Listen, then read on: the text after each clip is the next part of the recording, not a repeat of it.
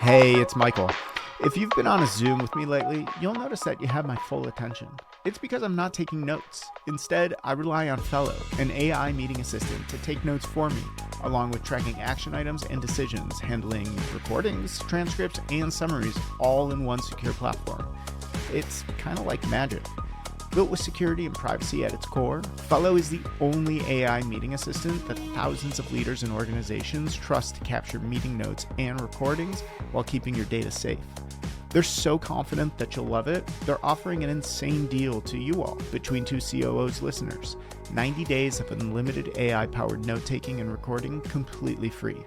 Visit fellowai/COO to sign up today and experience the AI meeting assistant trusted by leaders everywhere. Back in 2012, I was at Zocdoc. Our offices were in Soho. We had just opened an office in Scottsdale. This is before you could successfully work from home as a technology company. We had a hurricane in New York, Superstorm Sandy, and the power went out in everywhere like south of 36th Street, which is a huge portion of Manhattan. I happened to be in Scottsdale and I was fully functioning, but the rest of the business was completely halted at one of the highest growth times of Zocdoc at that moment. Best laid plans.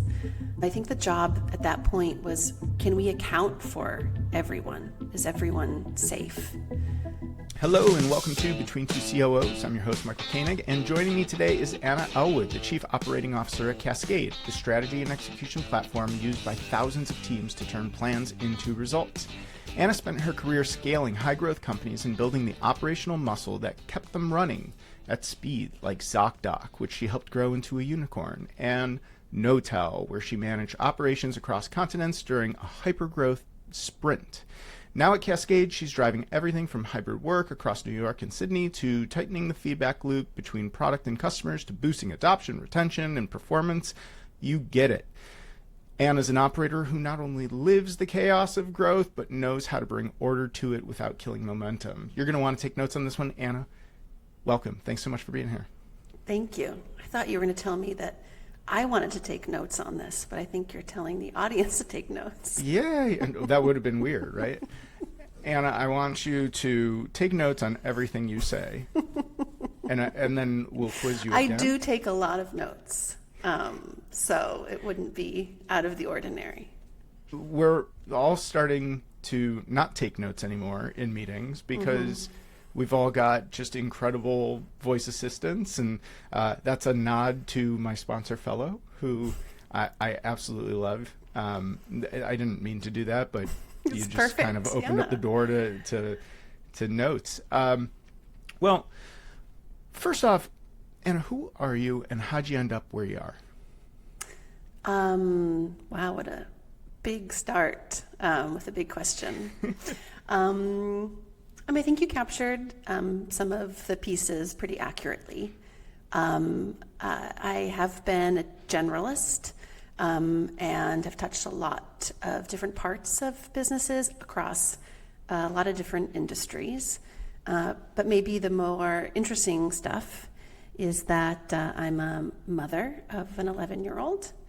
I'm an outdoor enthusiast, live here in the Northeast, and love to hike the big mountains of the Northeast, which pale in comparison to other big mountains, but we take what we can get. And I'm a wife and a daughter, and I'm generally someone that just wants to have fun. And part of the fun that I get out of my life is really interesting challenges that stretch me. I find it very fulfilling to solve problems. Now, a generalist across various industries takes generalists to a whole different level, which I can relate to because I'm the same. I've, at this point, filled every single role in a tech company across various sectors. How did you end up being one, a generalist, but also jumping from industry to industry, especially at a leadership level, because so often when we're hiring leaders, we want people who have been in that industry and done it before. Yeah, I don't know what that means then for the rest of my career, so now I'll just spend the rest of the time being afraid on this call, Michael. No, I'm teasing. I think I'm a generalist. A little bit of like how I came into tech. I did not go to business school. I did not grow up like wanting to be in business or in technology or any of that stuff. I actually went to school for the arts. I was an actor. I moved to New York with my equity card, and I started pounding the pavement and auditioning and doing the thing that I thought I was going to do for the rest of my life. I think the thing that I've loved about the theater, among many things, was the diversity of experiences, the different stories, the different people, the different teams.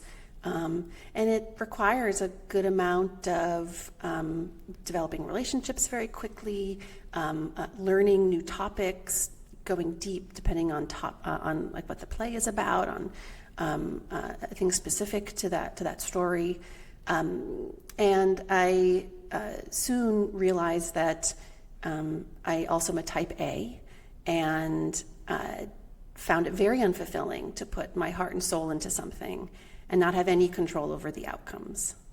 That's kind of the nature of auditioning day in and day out. And I happened to, I worked a number of different jobs in New York, and to pay the rent, I happened to be introduced to this very small company that had beta in the upper right-hand corner of the website, and I was like, what does that mean? That company was Zocdoc. I joined as an operations associate, and my job there was everything under the sun. And it was in healthcare. Most of the people that I ended up working with and growing with at Zocdoc all either came from healthcare or were very committed to healthcare. You know, it's a very noble industry, at least certain parts of it, I'd like to think. And I think there's an intense desire to just make it better. And I've always been mission oriented, and so it really spoke to me. But when I left, you know, my identity wasn't in healthcare. At that point in time, you know, I had been there for close to 10 years. I'd stayed so long because there were just so many different challenges to solve. And like I mentioned, that's the thing that really kind of motivates me. And those challenges aren't unique to any particular industry. And I kind of followed the problems, and I think that probably has given me the ability to learn particular parts of a sector pretty quickly. I think it probably keeps me relatively nimble and flexible. I think when you join an early stage company, it's important to take your playbook, but you can't be married to that playbook. And so I guess I'd like to think that I've been able to balance, you know, coming to things with fresh eyes, learning quickly, as well as kind of taking the universal learnings and best practices and applying them to the roles that I've been in. It's interesting because it's a balance about playbooks, especially across different industries. On the one hand, when you figure out good operations, you've figured out good operations, and they can largely be applied across very different industries. However, they're very different industries, so there's going to be that nuance, and you can't take that playbook and then apply it broadly. How do you balance taking the playbook with also being in the seat, understanding the new vertical, the new industry, and then adapting that accordingly? Mm-hmm. I think there's a couple of things that allow the balance to exist. I think definitely pattern recognition is important, which takes a bit of observation for a period of time. At the same time, I think there are decisions, you know, when you're applying certain parts of your playbook, there are decisions that you can reverse on pretty easily, and then there are decisions you can't. And so making quick decisions on those things that are easily reversible is always kind of low risk. Let's talk about Cascade. When you stepped into the COO seat there, what was the first sort of change that you took on? It's a great question. There were a lot of small things. So when I joined, my biggest area of focus was on retention. We had recently launched a new version of our product, and it took a little bit of time to get it to have feature parity with our old product. And unfortunately, there were some customers that were caught in the middle of that. And so we needed to really focus on the adoption challenges associated with that new product. And so there are a bunch of like small changes associated with how we spent our time as a customer success team, some parts of my playbook that have been useful in the past.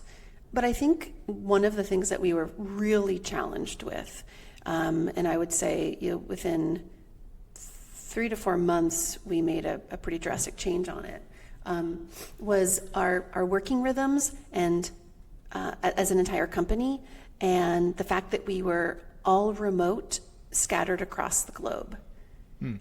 Managing those time zones, being nimble and being able to make quick decisions felt impossible. It was just really, really challenging. And one of the things that I've learned in my career is that that every organization needs to have like a working rhythm that's maybe part of what you might call culture. I kind of consider it to be part of a company's operating system. That is the thing that you don't have to think about. It's just the way that we work, because what we should be focusing on is driving customer value at all times. And that was hard to do when we're distracted by all the other components of managing a global business as a startup remotely. And one of the major things that we made a change on within a couple of months was the decision to invest in in-person time and make a decision to begin operating as a hybrid company. So I'm in our New York City office, which we officially signed in October of last year, so within a year of my joining. It's empty today because it's a Friday and most people are working from home. Usually it's got about half a dozen to a dozen people here on a regular basis, and we've started to hire from our New York office. You were telling us about the working rhythm. Yeah. What does that actually mean to you? Like, can you go into a little bit greater detail? Like, what is the working rhythm? Sure. I would break it down to meeting cadences, where information is reviewed and decisions are made, as well as information is communicated.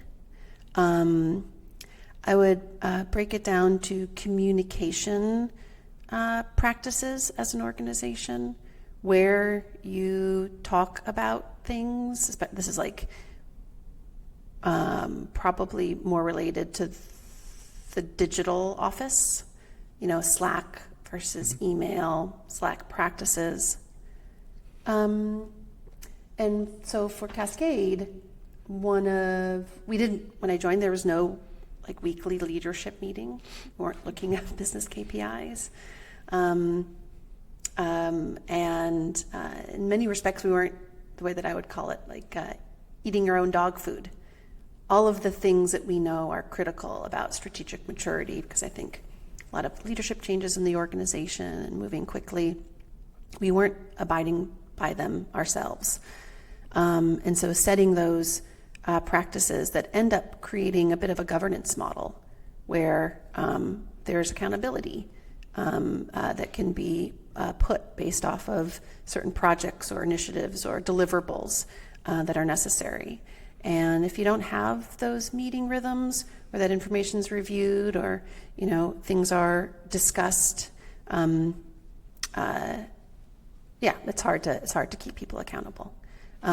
So that's how I would probably describe some of those rhythms. Well, It's interesting. You talk about balancing governance, right? And this is something that has to get introduced as a company matures. You got to be able to, one, hold people accountable, but also ensure that things aren't going off the rails. With governance, though, can also come, people say lots of red tape. How do you find that balance? That's a great question. I think, so we work with a lot of different organizations, and maybe it'd just be helpful to introduce what Cascade is again, for the sake of this part of the conversation. So we call ourselves a strategy-led performance platform. It's a platform that allows an organization to digitize, execute, and manage and consequently evolve their long-term strategic plan. Now, every organization has long-term is, unique to them. The smaller the organization, the younger the company, the shorter the time horizons we're talking about. Cascade as a post-Series A, we don't really have a very concrete 3 to 5 year plan. But when you are a major auto manufacturer that is a very large brand, that's a public company, you absolutely have a 3 to 5 year plan that you also need to be held accountable to. And so I think it's for each organization, the governance model is different based off of the maturity and the size.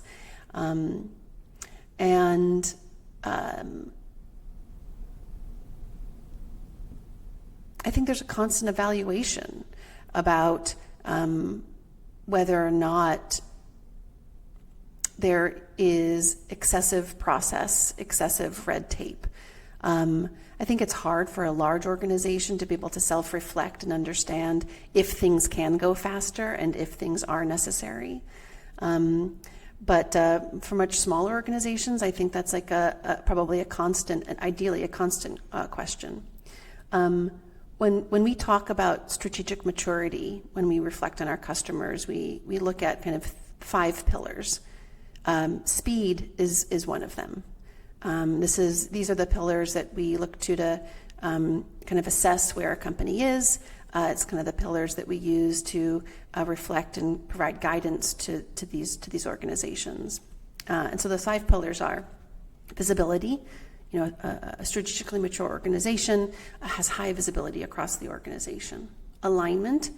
This is the idea that everyone's work is contributing to the goals that the organization has set out. Focus, that we're not distracted by the things that aren't as critical to the goals that we have in place. Accountability, which we talked about, and some of that happens through that governance model, but also speed.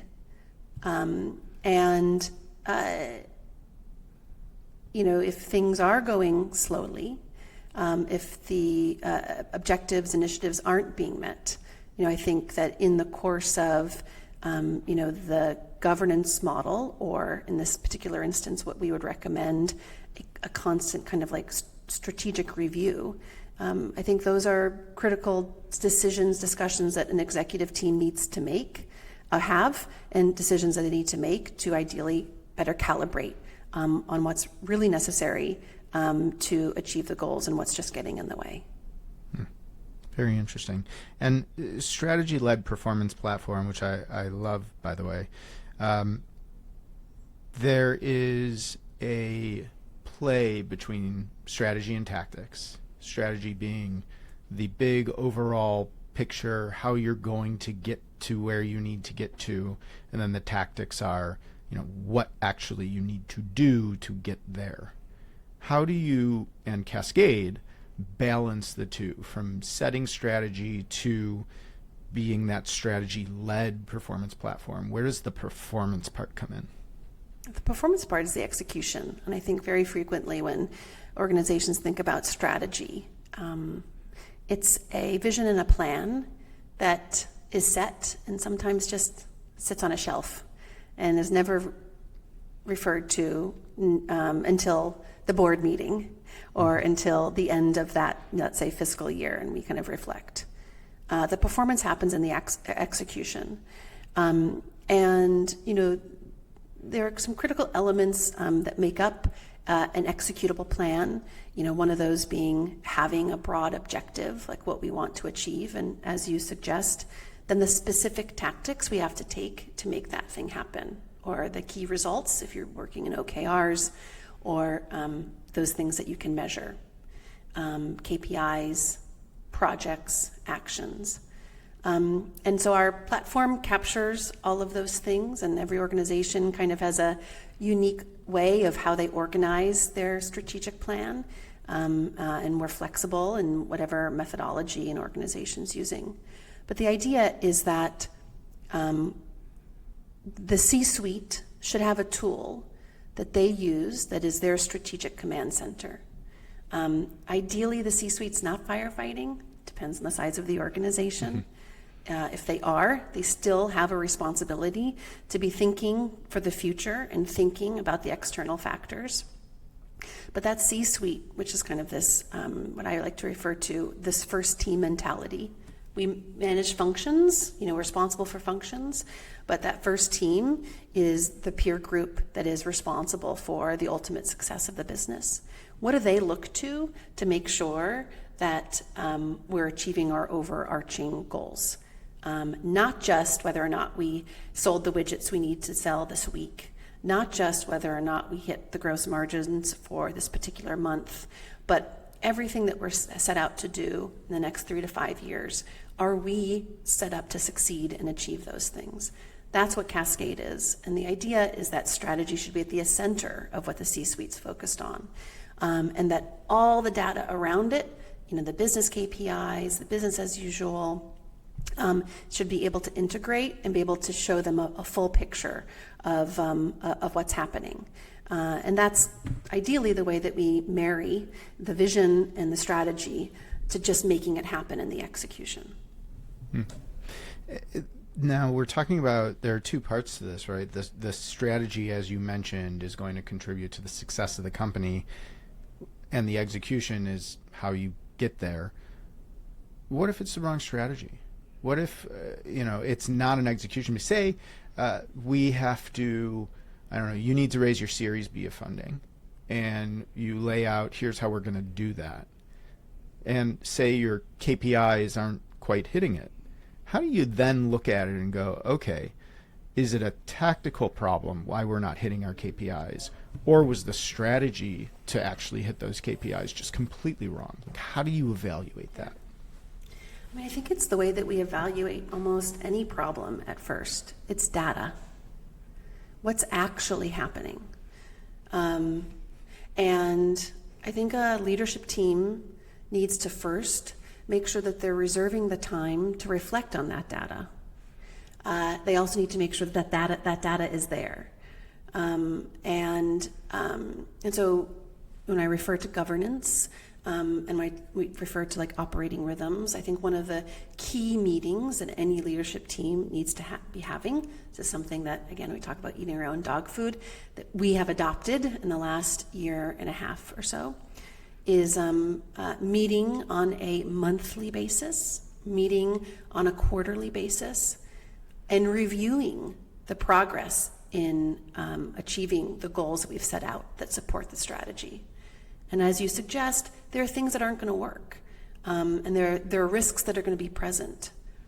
And because the team in the company is actively working on specific objectives and initiatives and projects associated with that 1, 3, or 5 year plan, because they are making updates and communicating, creating visibility and accountability on progress. And because we're integrated in other parts of the business, we have both quantitative, automatically tracked data, as well as qualitative data from the team who's experiencing it firsthand. Before the strength of AI, I think it's been a little bit harder to be able to synthesize all of that into one place. And that's where we've spent a lot of our focus in embedding AI into our product so that we can pull out those findings for that C-suite. So when they sit down They're looking at the most critical pieces of information first, and they're having the discussions they need to have to be able to pivot or change or divest or invest. Well, let's talk about AI, because AI in operations is just very exciting. This is an operations podcast. Cascade is essentially an operating system company. How are you applying AI within Cascade? So the within Cascade is like within the platform, and it's also within Cascade how we operate as a business. You know what? Either. I think they're perfect. They're beautifully intertwined because we use our product to manage our business. And so AI is a big part of the synthesis of what's happening and is the thing that helps fuel the discussions that we have as a leadership team. So AI for us, I think allows us just to better analyze the data and get to the findings faster. The other part is while we are a company of 60 people, I think AI, because we use it daily to help us with tasks as an organization, we have the power of probably a company that's twice as big as that. We're still very much a startup, and when I look at certain parts of our functions, AI is doing tasks that probably I'd have to hire someone to do. And I think it's really become embedded in our daily lives, just as we kind of manage the daily work. Those are the biggest areas at this point for us. When we think about AI going forward, a lot of our energies, because Cascade is so much a part of our practices as a business, a lot of our energies are focused on coming from our product team, how to better leverage the technology to help leaders like us in our business just operate the business better. It sounds like the big unlock has been being able to do more with less, operating as a team double your size. What has been that big unlock for you? Is it just, aside from the data synthesis? I think it's the partnership of a ChatGPT or a Gemini every single day next to me. And I know that my team and parts of the rest of the company have the same experience. When you talk about operating with less, we're a small company. We don't have a lot. I don't have infinite resources to be able to leverage. And I'm jumping from one thing to another every single day. And the thing that jumps with me is AI. So cool. You mentioned OKRs. Certainly one of the more popular strategy frameworks. What are you seeing across Cascade and your customers? Because you have such a wide diversity of them. How many are using is that the predominant one? What other types of frameworks for operating systems are people using? Mm-hmm. So I think OKRs can be referred to in a couple of ways. The first is the classic, highly disciplined OKR vigilantes, where it is a very specific practice and you don't diverge and you want to do it exactly as defined. I think we see less of that.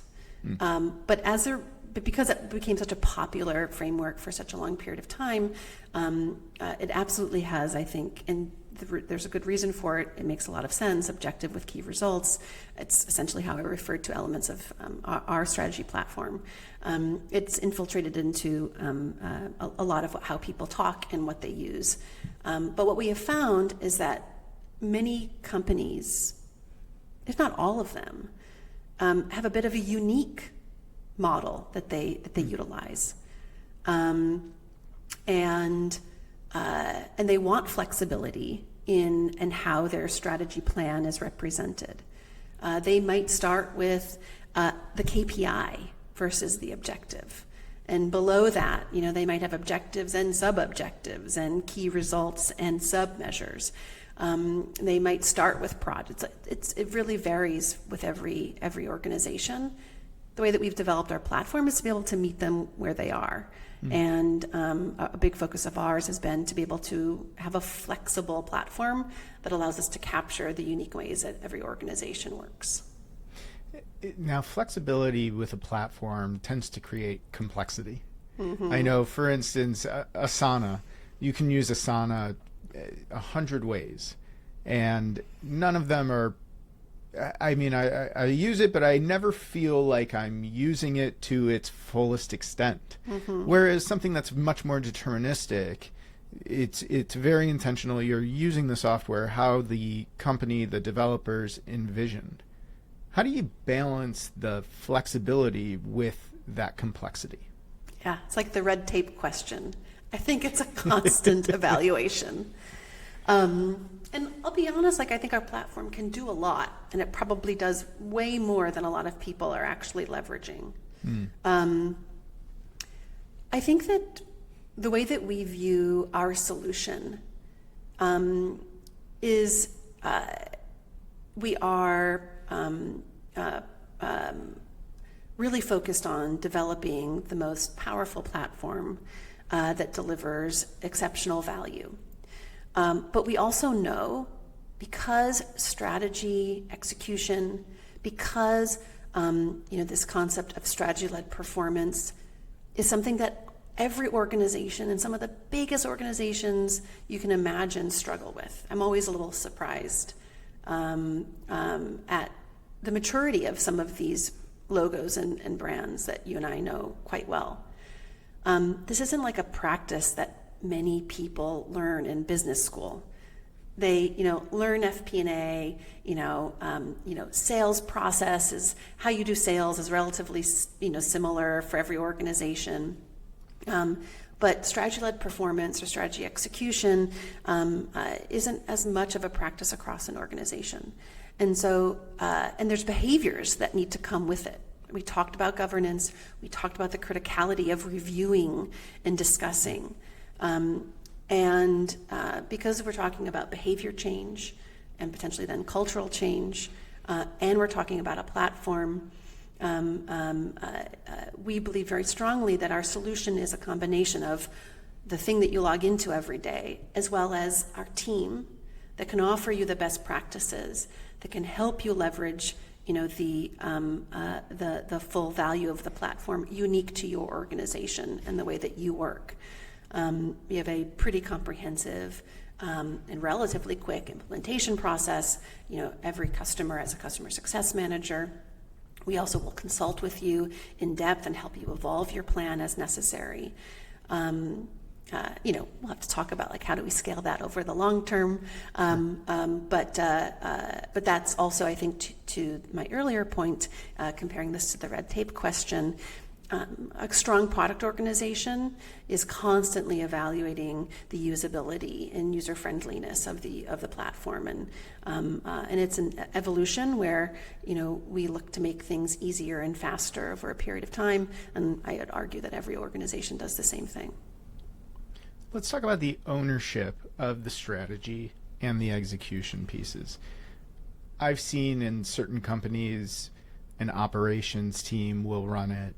In other companies that I'm actually seeing quite regularly now, I'm seeing HR teams being the owners of it, where these companies are kind of looking at, call it OKRs, whatever the operating thing is, as really a performance measurement. What do you tend to see? How, is the way that I've characterized this something that you're seeing, and has there been this shift that I'm perceiving, or is that just my own biases coming through? Yeah.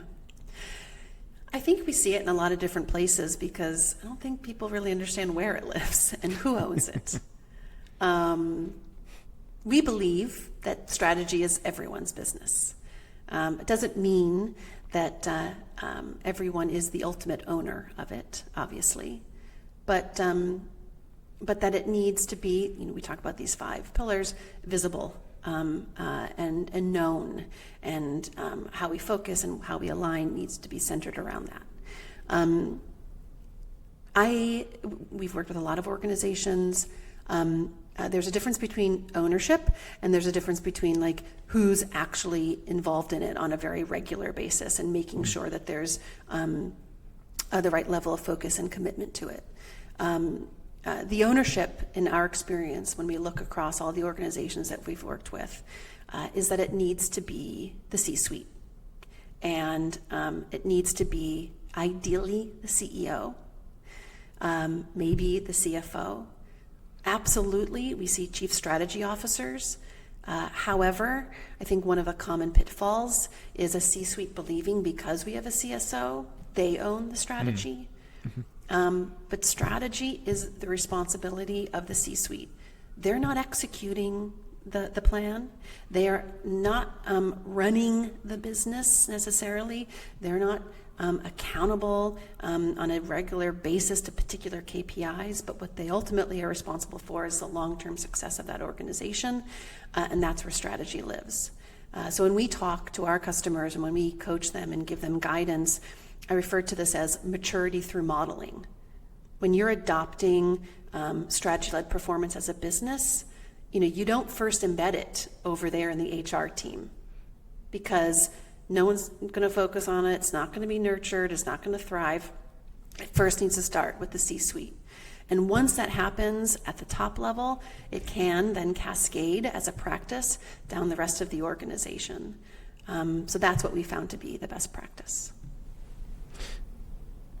The best laid strategies, the unexpected happens. This goes to my last and favorite question. We've all had a moment in the seat where we see something just totally wild and we think to ourselves, wow, I never thought I'd see that. Do you have one you can share with us? Sure. There are a lot of them. And I probably can't talk about many of them. But I've seen a lot of surprising things. I think the ones that leave the lasting impression are those that absolutely are unpredicted, as well as those that immediately have an impact on the business, right? There's certain things like an acquisition, which probably is a bit of a slow burn of change, and the things related to that. I think the one that comes to mind, isn't the CEO abrupt changes. It's not the pandemic. In many respects, I think it's the thing that helped prepare me for the pandemic. Back in 2012, I was at Zocdoc. Our offices were in Soho. We had just opened an office in Scottsdale. This is before, you could successfully work from home as a technology company. I think at that time we were using a product called Blue Jeans. There's no Zoom at that time, and the last word I'd use to describe Blue Jeans is nimble. We all have to start somewhere. And we had a hurricane in New York, Superstorm Sandy. And the power went out in everywhere like south of 36th Street, which is a huge portion of Manhattan. I happened to be in Scottsdale, and I was fully functioning, but the rest of the business was completely halted at one of the highest growth times of Zocdoc at that moment. Best laid plans. And, I think the job at that point was, one, like, can we account for everyone? Is everyone safe? And two, once we achieved one, how do we get back to moving at the speed, ideally, that we were before, in a world where our office is inaccessible, our servers, which were in FIDI, this is before AWS, our servers, were in a building that was compromised, and who knows if team members even brought their computers home with them if they were able to work from home. And so from Scottsdale, which ended up being a little bit of our command center during that time, we focused on finding a hotel in Times Square, just north of 36th Street, reserving as quickly as we can a conference room or a ballroom. We probably were well over, 200 people, 300 people at that time. Communicating, getting the right speed of internet, with all the boosters that we needed, and essentially creating in the course of 24 hours a whole new headquarters at a Sheraton in Times Square. The third piece of this after Superstorm Sandy was, what is our business continuity plan when we encounter situations like this? And the various scenarios that could happen, and how do we create systems that allow us to kind of pull the trigger and execute this really quickly. And so that was a big undertaking after we kind of were able to reaccess the office. I think we were without power for like over a week or something like that. It was a wild time, but again, I think a nice, interesting training ground for the pandemic, which ended up feeling in many respects a lot easier to adjust to.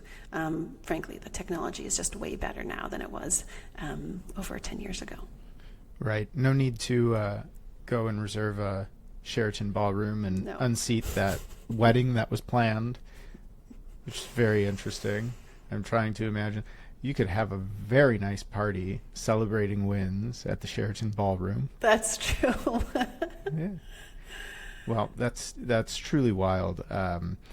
And so many of us remember that storm, and it was absolutely nuts, especially when you put it in a city like Manhattan, and all of the commerce and all of the businesses that go on there, having to essentially recreate a business in 24 hours is nuts. That's definitely one.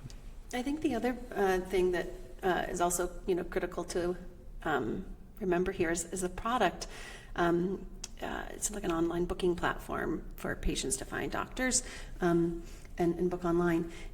We also had an obligation to our patients who had booked appointments for physicians. And the interesting thing is that many instances, the physicians will not proactively communicate to the patient that they are no longer accepting patients that particular day. And surprisingly, patients will go out under almost any circumstances to visit the doctor. And so there was a layer below this around our business continuity plan that had to consider the customers and the people that we served, and how they are affected in extreme events, hurricanes, snowstorms, what have you. It was a fun challenge to solve.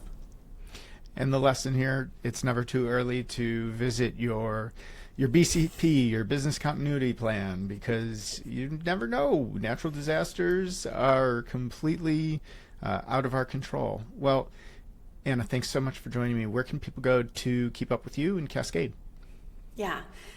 Check out Cascade at cascade.app. And you can find me on LinkedIn. I think you can find me through Anna Elwood. I also am on Instagram, and I don't really use I think we call it X now. But yeah, find me on LinkedIn. Well, there you go. Anna, thanks so much. And thanks you to you all for listening to Between Two COOs. I'm your host, Michael Koenig, and again, a very special thank you to Anna Elwood for joining us. Tune in to our next COO chat on Between Two COOs, and be sure to subscribe on Apple Podcasts, Spotify, or wherever you listen so you never miss an episode. And if you have a minute, drop us a review. Thanks for listening. Until next time, so long.